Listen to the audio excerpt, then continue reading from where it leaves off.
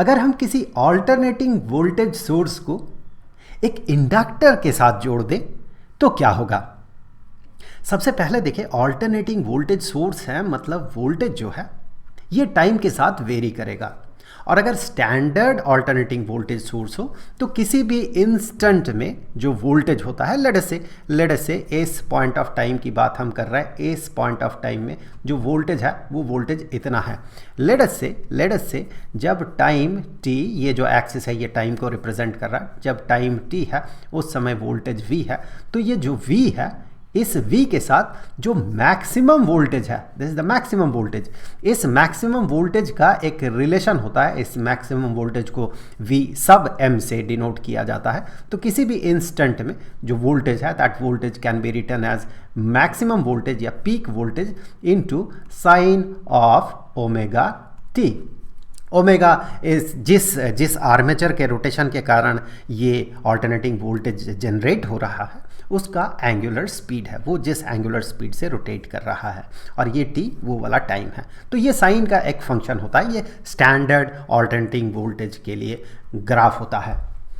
Okay, तो ये तो वोल्टेज हो गया, मतलब ये जो वोल्टेज है ये वोल्टेज वेरी कर रहा है, कभी इस तरफ पॉजिटिव टर्मिनल बन रहा है, इस तरफ नेगेटिव टर्मिनल बन रहा है, ये हाई पोटेंशियल में जा रहा है, फिर क्या हो रहा है, ये अपना पोलैरिटी को चेंज कर रहा है, इस तरह से वोल्टेज ड्रॉप करते करते ज़ीरो हुआ, ज़ीरो होने के बाद ये पोलैरिटी को इस तरह से चेंज कर रहा है, फिर ये नेगेटिव साइड बनेगा, फिर ये पॉजिटिव साइड बनेगा, इस तरह से ये वोल्टेज ऑसिलेट करता है।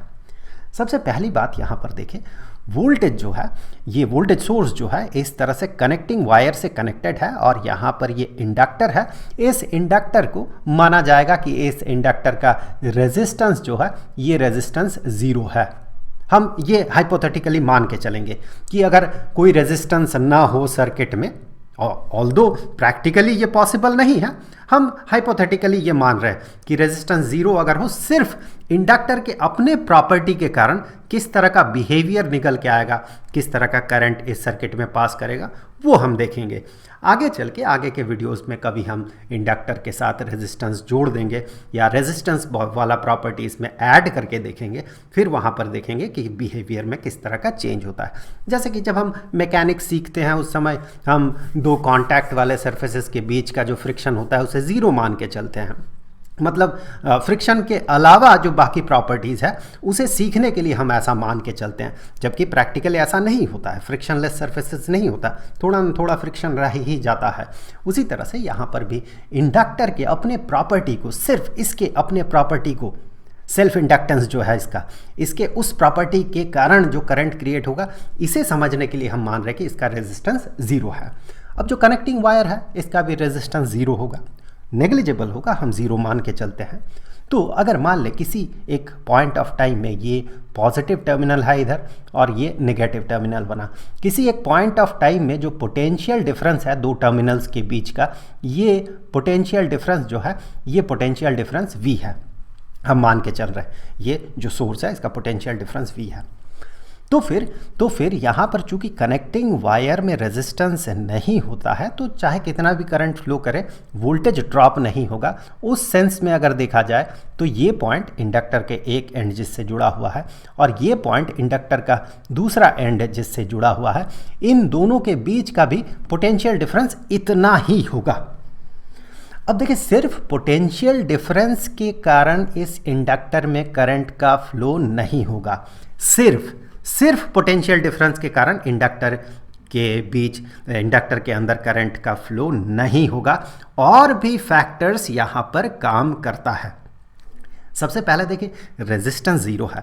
रेजिस्टेंस ज़ीरो मतलब ये जो वोल्टेज डिफरेंस है या वोल्टेज है या पोटेंशियल डिफरेंस है, इसके कारण इस वायर में, अगर ये वायर बिल्कुल सीधा होता है इस तरह से, अगर ये वायर बिल्कुल सीधा होता और दो पॉइंट्स के बीच का पोटेंशियल डिफरेंस अगर V होता और रेजिस्टेंस अगर ज़ीरो होता, तो यहाँ पर करंट का जो फ्लो होता ये करंट इनफाइनाइट करंट होता।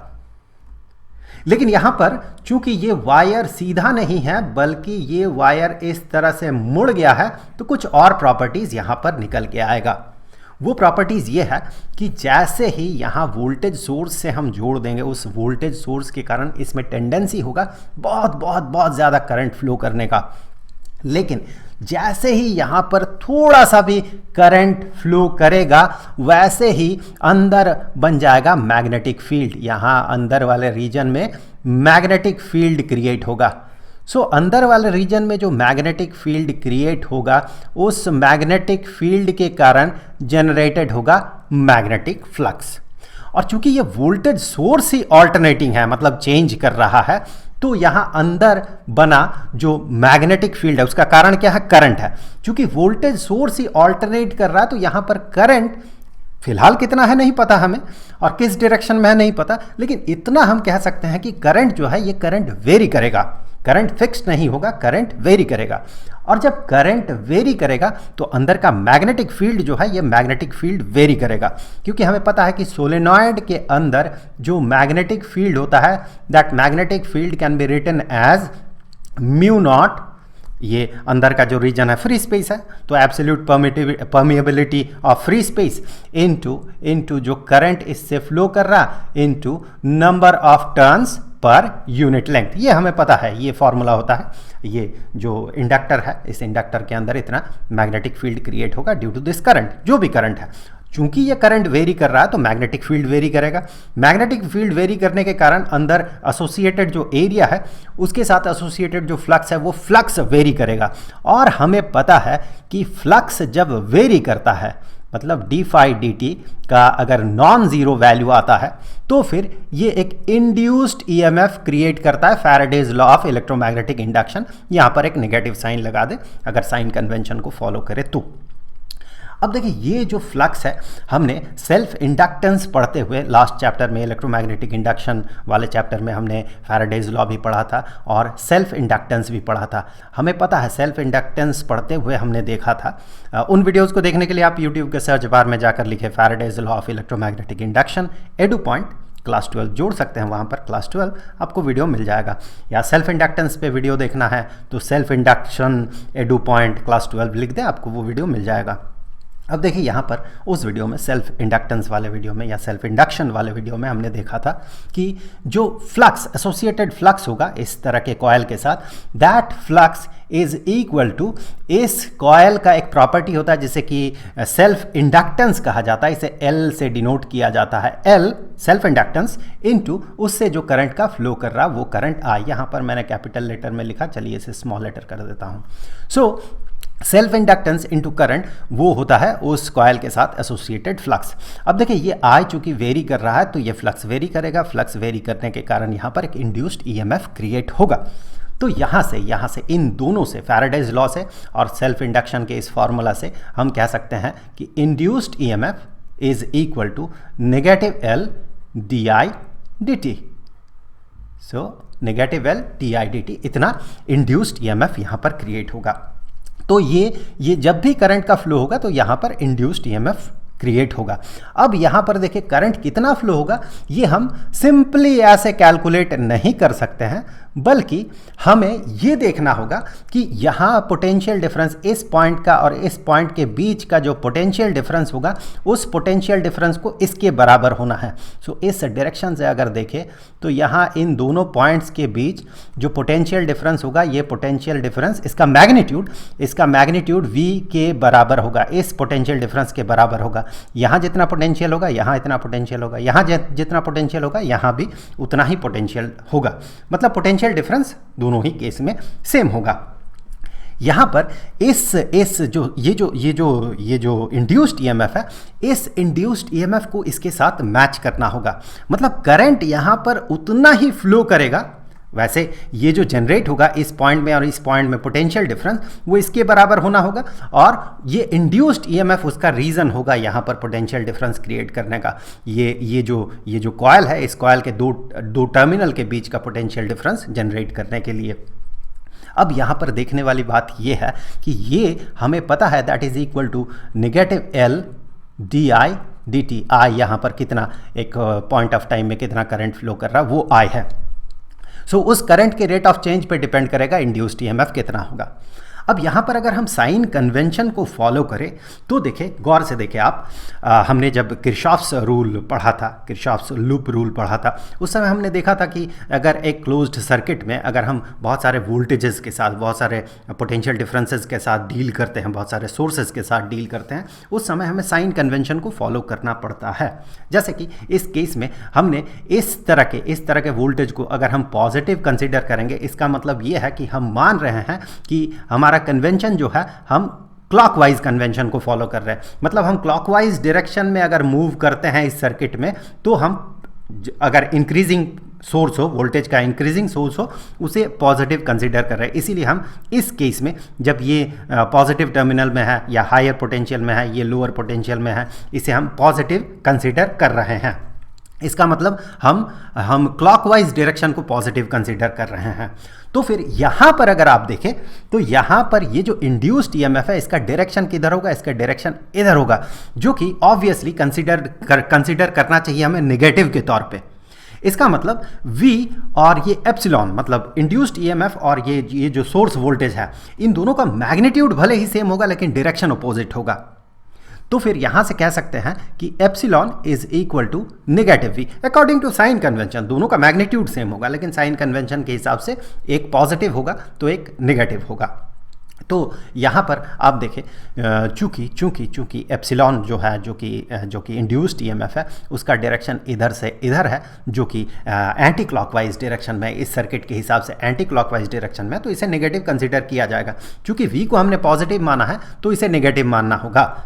तो इस हिसाब से इसमें और इसमें जो रिलेशन होगा एक दूसरे का नेगेटिव होगा, इसीलिए epsilon is equal to negative V।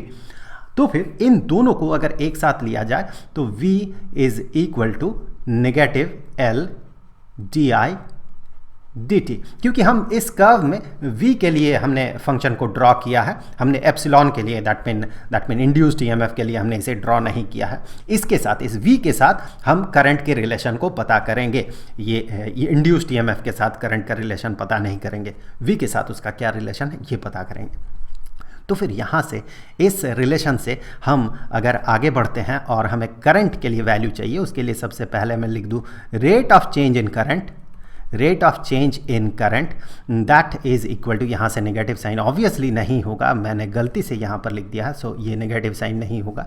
So current का rate of change that is equal to यहाँ से V के जगह हम लिख सकते हैं Vm into sine of omega T, और यहाँ से ये वाला L जो है, ये L डिनोमिनेटर में चला जाएगा। और फिर यहाँ से आगे अगर हम करंट पता करना चाहते हैं तो di is equal to Vm divided by L into sine of omega T into dt, ये वाला dt। अभी अगर आप इस वाले एक्सप्रेशन को देखते हैं, इस वाले एक्सप्रेशन को, ये एक्सप्रेशन को, तो यहाँ से हमें करंट के रेट ऑफ चेंज मिलता है।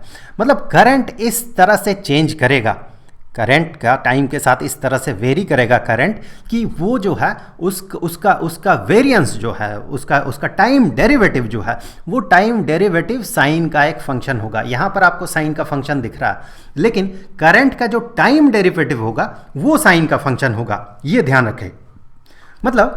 मतलब यहाँ से अगर आप देखें तो हमें ऐसा यहाँ पर फंक्शन मिलने वाला है, इस तरह का फंक्शन मिलने वाला है कि जिसका rate of change, her point में रेट ऑफ चेंज का वैल्यू जो होगा वो साइन का फंक्शन होगा।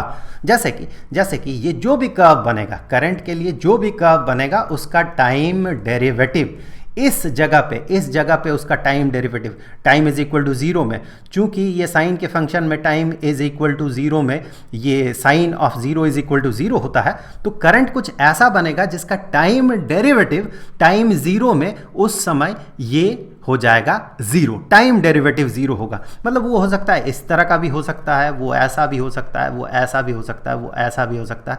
यहाँ पर देखें हॉराइजेंटल लाइन का जो टाइम डेरिवेटिव होगा, चूंकि ये एक्सिस जो है ये टाइम एक्सिस है, तो इसका जो टाइम डेरिवेटिव है, इसका टाइम डेरिवेटिव 0 होगा। इस जगह पे देखें, इस जगह पे जो भी फंक्शन बनेगा करंट का, इस जगह पे टाइम का इस वैल्यू के लिए जो भी उसका टाइम डेरिवेटिव बनेगा करंट का, वो मैक्सिमम होगा, क्योंकि इस समय वोल्टेज मैक्सिमम मैक्सिमम है, इस समय साइन का वैल्यू मैक्सिमम है, तो वो मैक्सिमम होगा इस जगह पे। इस जगह पे वापस से जीरो हो जाएगा करंट का टाइम डेरिवेटिव, इस जगह पे करंट का टाइम डेरिवेटिव मैक्सिमम होगा, अपोजिट डायरेक्शन में मैक्सिमम होगा, यहाँ पर वापस से जीरो हो जाएगा। तो यहाँ से आप अंदाज़ा लगा सकते हैं कि किस तरह का कर्व हमें मिलने वाला है। इसी तरह का साइन कोसाइन कर्व ही हमें मिलेगा।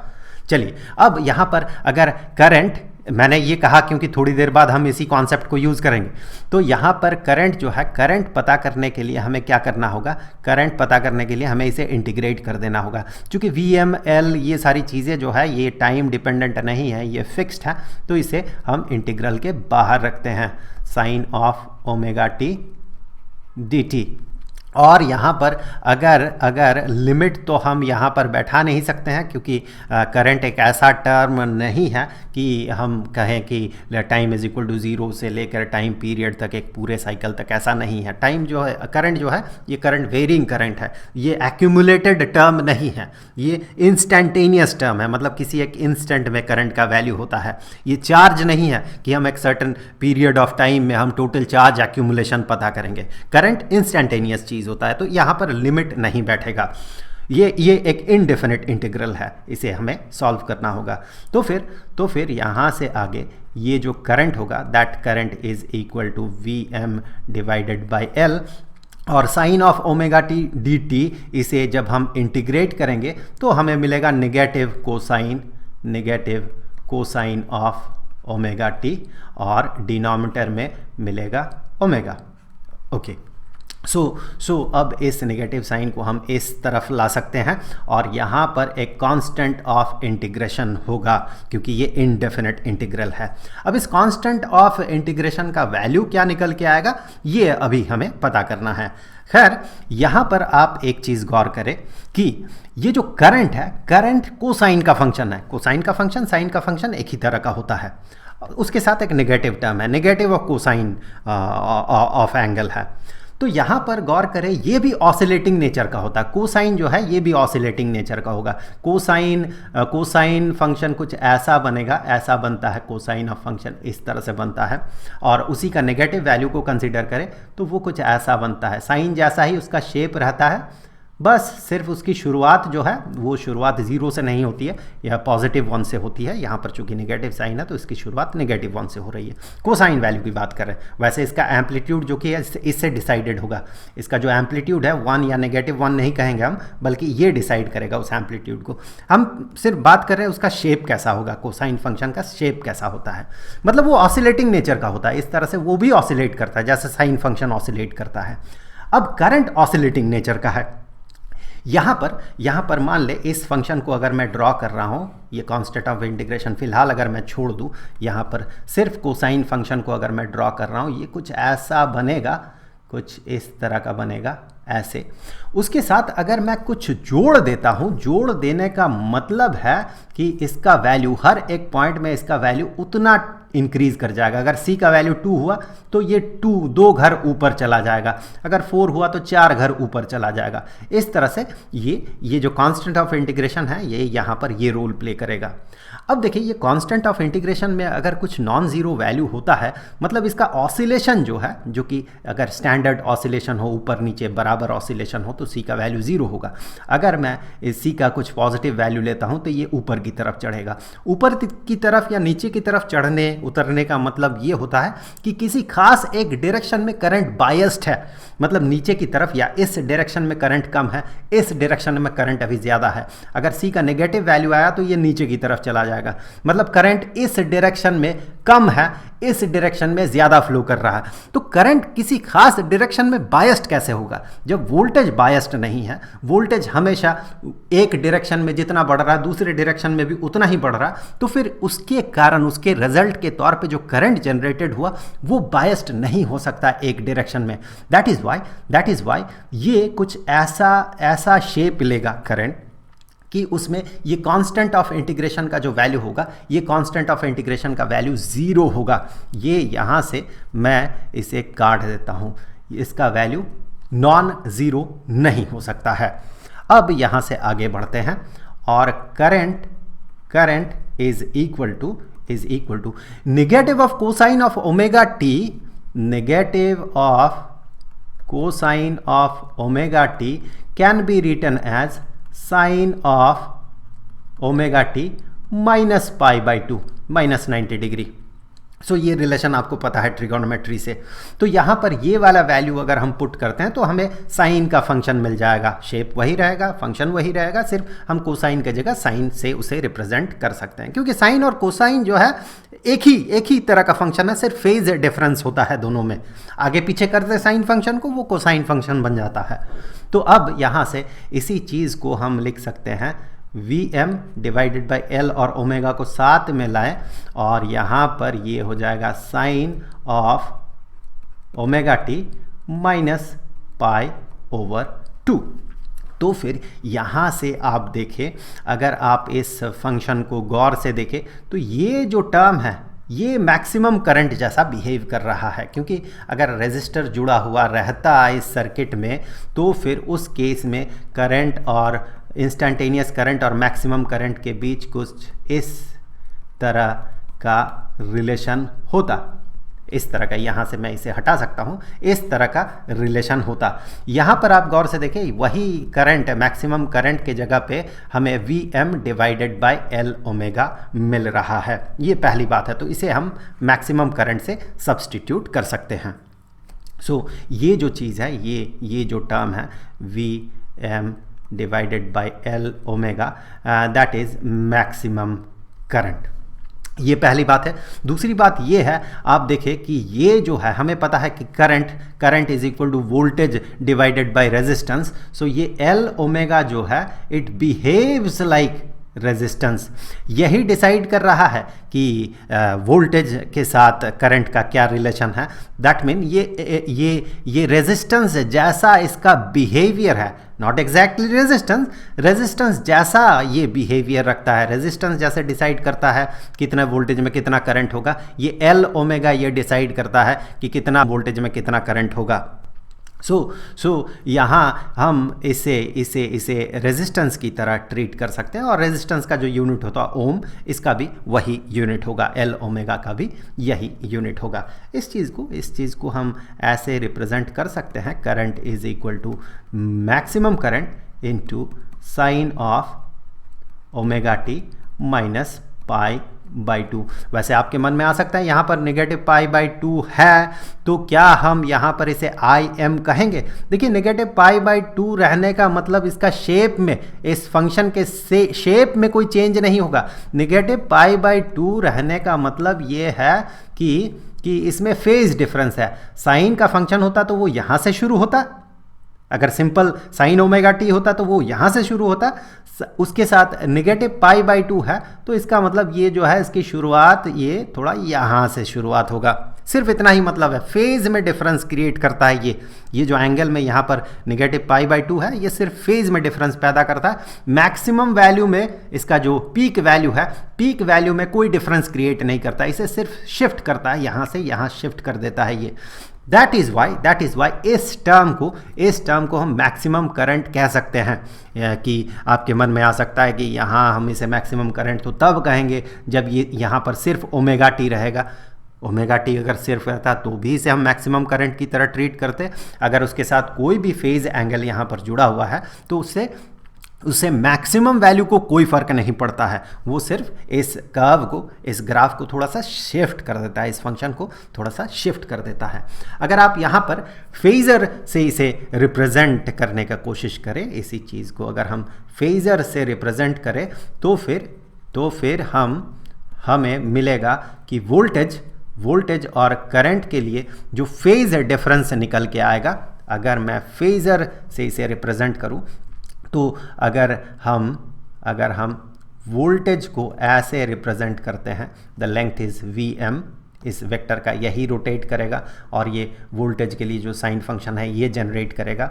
और यहाँ पर करंट के लिए, चलिए करंट के लिए मैं थोड़ा सा कलर चेंज कर देता हूँ। यहाँ पर लेट से कि ये जो फंक्शन है, ये करंट के लिए जो फंक्शन है, इसका कलर मैं थोड़ा चेंज कर दूँ, ऐसे ऐसे, तो उसे अगर हम फेज़र से डिनोट करेंगे तो इन दोनों के बीच का जो एंगल बनेगा वो एंगल यहाँ पर रिप्रेजेंटेड है π/2, और ये नेगेटिव π/2 है, मतलब ये पिछड़ा हुआ रहेगा और ये ऐसे इस डायरेक्शन में ओमेगा एंगुलर वेलोसिटी से रोटेट कर रहा है। और ये करंट के लिए फेज़र है और इसका जो लेंथ है ये ऑब्वियसली Im होगा।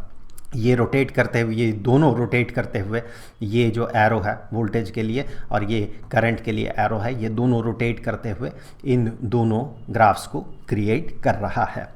यहाँ पर जैसे कि थोड़ी देर पहले हम बात कर रहे थे कि इस पॉइंट ऑफ टाइम में टाइम इज इक्वल टू 0, इस पॉइंट ऑफ टाइम में करंट, ये मैं करंट के लिए ड्रॉ कर रहा था ग्राफ, ये जो करंट के लिए ग्राफ है ये। सो करंट उस समय टाइम इज इक्वल टू 0 में, चूंकि वोल्टेज, चूंकि साइन का वैल्यू इस जगह पे 0 है और करंट का रेट ऑफ चेंज इस पॉइंट ऑफ टाइम में 0 होगा। और वो रेट ऑफ चेंज हम कैसे पता करते हैं? यहाँ पर सिंपली आप इस ग्राफ में थोड़ा सा इसे अगर आप प्रोपगेट करें तो आपको ये वापस से ऐसा ही मिलेगा, ऐसे ही ये ऑसिलेट कर रहा है। तो यहाँ पर अगर आप इसके टेंजेंट के स्लोप को देखें तो ये टेंजेंट का स्लोप आपको 0 मिलेगा।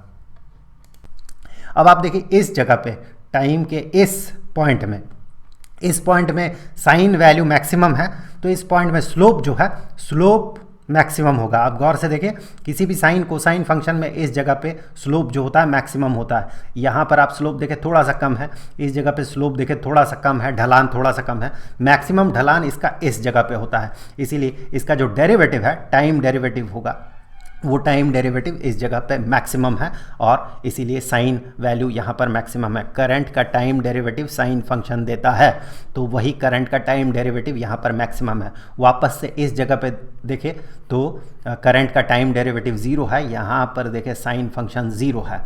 उसी तरह से इस जगह पे आप देखें, इस जगह पे साइन का जो फंक्शन है ये मैक्सिमम है, नेगेटिव डायरेक्शन में मैक्सिमम है या अपोजिट डायरेक्शन में मैक्सिमम है।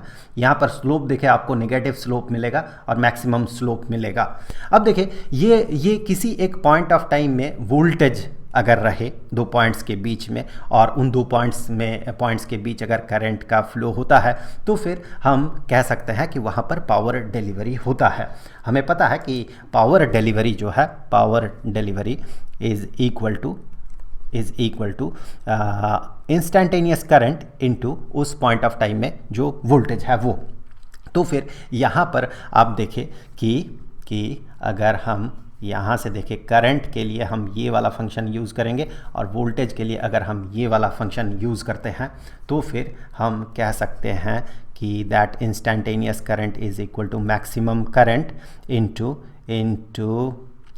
Sign of omega T minus π/2, और वोल्टेज के लिए हम कह सकते हैं Vm into sine of omega T. तो यहाँ पर sine of omega T minus π/2 को हम कोसाइन ऑफ ओमेगा टी से सब्सटीट्यूट कर सकते हैं। So that is equal to I M V M into, यहाँ पर मैं कोसाइन ऑफ ओमेगा टी लिख सकता हूँ। So cosine of omega T into sine of omega T. अब इसी चीज़ को हम ऐसे लिख सकते हैं, यहाँ पर 2 से मल्टीप्लाई कर सकते हैं, फिर इसे हाफ से मल्टीप्लाई कर सकते हैं। हमने ऐसा क्यों किया? Because this term will become को sine of 2 omega T, because 2 into sine of theta into cosine of theta is equal to sine of twice of theta. So इस रिलेशन को हम यहाँ पर यूज़ कर सकते हैं। So that power delivery is equal to IM VM divided by 2 into sine of twice of omega t। तो फिर एक पूरे साइकिल की अगर बात करें, पूरा साइकिल मतलब ये time is equal to capital T for full cycle में जितने समय में पूरा एक साइकिल कंप्लीट होता है उसी को हम टाइम पीरियड कहते हैं, कैपिटल T से इसे डिनोट करते हैं।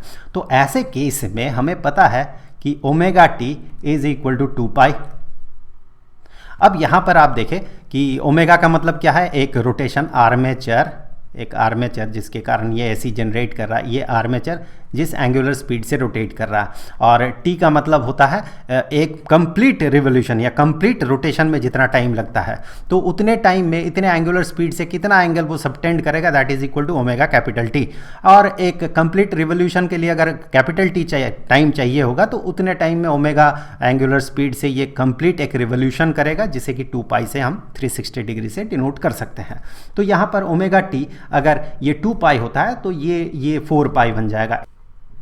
सो इन वन साइकिल मतलब टाइम का वैल्यू 0 से लेके टाइम का वैल्यू कैपिटल टी तक, टाइम पीरियड तक, मतलब ये जो फंक्शन है, इस फंक्शन को अगर गौर करें तो इसका वैल्यू जो होगा, इसका वैल्यू होगा साइन ऑफ 0 से लेके अगर हम कैलकुलेट करते हैं साइन ऑफ 4 पाई तक, साइन ऑफ 4 पाई तक, तो आप देखें साइन के किसी भी वैल्यू, किसी भी तरह के साइन फंक्शन के लिए, ये अगर साइन फंक्शन है तो अगर हम यहाँ 2 पाई और यहाँ 4 पाई, सो 0 से 4 पाई तक साइन को अगर हम इंटीग्रेट करते हैं तो हमें मिलेगा 0।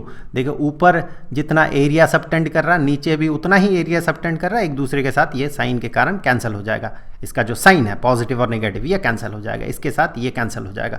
तो ओवरऑल इसे इंटीग्रेट करने से हमें 0 मिलता है। तो हम कह सकते हैं कि power delivery, average power delivery एक पूरे साइकिल में जो होता है, ये एवरेज पावर डिलीवरी 0 होता है। तो ये जो पावर डिलीवरी 0 होता है, यहाँ पर आप अगर इस ग्राफ में देखें, इस ग्राफ में यहाँ पर देखें, ये V के लिए फंक्शन है, ये करंट के लिए फंक्शन है, इन दोनों को मल्टीप्लाई करें तो इस जगह पे उसका वैल्यू जो है, इस जगह पे इसका वैल्यू 0 होगा, दोनों का मल्टीप्लिकेशन V और I का, चूंकि V यहाँ पर 0 है, यहाँ पर भी वो 0 होगा क्योंकि यहाँ पर I 0 है, यहाँ पर भी वो 0 होगा क्योंकि यहाँ पर V 0 है, यहाँ पर भी ये 0 होगा क्योंकि I 0 है, यहाँ पर भी ये 0 होगा क्योंकि V 0 है।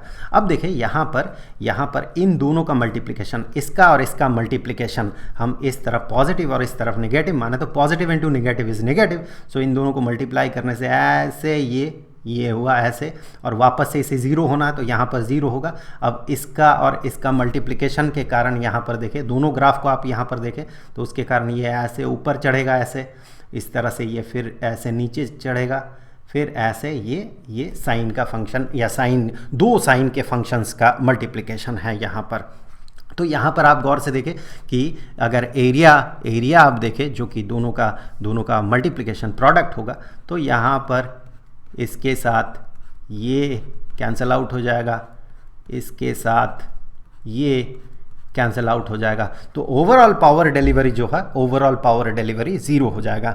लेकिन एक क्वार्टर साइकिल की अगर बात करें, यहाँ से लेके यहाँ तक, क्वार्टर साइकिल में पावर डिलीवरी 0 नहीं होगा। ये एक सर्टेन अमाउंट में पावर यहाँ पर डिलीवर किया जा रहा है। लेकिन उसके बाद वाले क्वार्टर साइकिल में अगर आप देखें तो पावर उतना ही डिलीवर किया जा रहा है, लेकिन अपोजिट डायरेक्शन में डिलीवर किया जा रहा है। तो यहाँ जो पावर डिलीवर किया जा रहा था, वही पावर अब अपोजिट डायरेक्शन में इंट्रोड्यूस्ड हो रहा है। कहने का मतलब ये है कि ये जो सोर्स है, इस सोर्स के कारण जो पावर डिलीवर होता है, वो पावर जाता कहाँ पर है। यहाँ पर कोई रेजिस्टेंस तो है नहीं कि पावर डिसिपेशन होगा और एनर्जी लॉस होगा, ऐसा तो कुछ होता नहीं है, बल्कि ये पावर जो है ये स्टोर्ड रहता, अंदर यहाँ पर मैग्नेटिक फील्ड बनता है और एनर्जी यहाँ पर स्टोर्ड रहता है, मतलब पावर डिलीवरी यहाँ पर जाता है। लेट अस से किसी एक पॉइंट ऑफ टाइम में मैग्नेटिक फील्ड इस डायरेक्शन में बना, क्योंकि करंट एक सर्टेन डायरेक्शन में था, इसके लिए मैग्नेटिक फील्ड इस डायरेक्शन में बना। अब करंट भी चूंकि ऑसिलेट कर रहा, अपना डायरेक्शन चेंज कर रहा, तो मैग्नेटिक फील्ड भी थोड़ी देर बाद धीरे धीरे कम होने के बाद, 0 होने के बाद ये अपना डायरेक्शन को चेंज करेगा। तो फिर चूंकि एनर्जी जो है ये मैग्नेटिक फील्ड के तौर पे अंदर स्टोर्ड है, तो यहाँ से हम कह सकते हैं कि एक सर्टेन डायरेक्शन में मैग्नेटिक फील्ड बना, तो उस समय पावर जो है, एनर्जी जो है वहाँ पर स्टोर्ड हुआ। अब धीरे धीरे वो मैग्नेटिक फील्ड अपना डायरेक्शन चेंज करने से पहले उसका वैल्यू घटेगा, 0 होगा, और 0 होने के बाद वो जो है उसका डायरेक्शन चेंज होगा, मतलब अब पावर डिलीवरी अपोजिट डायरेक्शन में होगा। तो इस तरह से अंदर मैग्नेटिक फील्ड बनते हुए जो है ये एनर्जी को स्टोर कर रहा है। कभी एक डायरेक्शन में मैग्नेटिक फील्ड है तो कभी दूसरे डायरेक्शन में मैग्नेटिक फील्ड है, वही एनर्जी जो है, यही एनर्जी जो है कन्वर्ट हो रहा है, ये दूसरे तौर पे अपोजिट डायरेक्शन में मैग्नेटिक फील्ड बना के ये स्टोर कर रहा, फिर आगे यहाँ से वही एनर्जी दूसरे तरीके से अपोजिट डायरेक्शन में मैग्नेटिक फील्ड बना के स्टोर हो रहा, फिर ये अपना डायरेक्शन को चेंज कर रहा मैग्नेटिक फील्ड और अपोजिट डायरेक्शन में बन रहा। तो इसीलिए ओवरऑल पावर डिलीवरी अगर देखा जाए तो एक फॉर्म का एनर्जी दूसरे फॉर्म में कन्वर्ट हो रहा, या एक डायरेक्शन में मैग्नेटिक फील्ड का एनर्जी दूसरे डायरेक्शन में मैग्नेटिक फील्ड बन के कन्वर्ट हो रहा, फिर ये डायरेक्शन चेंज करके जो एनर्जी फॉर्म है वो चेंज कर रहा है। इस तरह से ये कंटिन्यूसली ऑसिलेट कर रहा है। Hence power delivery, average power delivery जो है, ये एवरेज पावर डिलीवरी एक पूरे साइकिल में दैट इज इक्वल टू 0। अब हम लोग क्या करेंगे कि जहाँ पर इंडक्टर जुड़ा हुआ है वहाँ पर हम कैपेसिटर जोड़ के देखेंगे कि किस तरह का बिहेवियर होता है। वो हम अब अगले वीडियो में करेंगे, उसका लिंक आपको यहाँ पर स्क्रीन पे मिल जाएगा। अब स्टैंडर्ड 12th के लिए ऑल्टरनेटिंग करंट चैप्टर के सारे वीडियोज़ का जो प्लेलिस्ट है उसका लिंक आपको नीचे डिस्क्रिप्शन बॉक्स में मिल जाएगा। तो मिलते हैं अगले वीडियो में, तब तक के लिए खुश रहें, गुड बाय।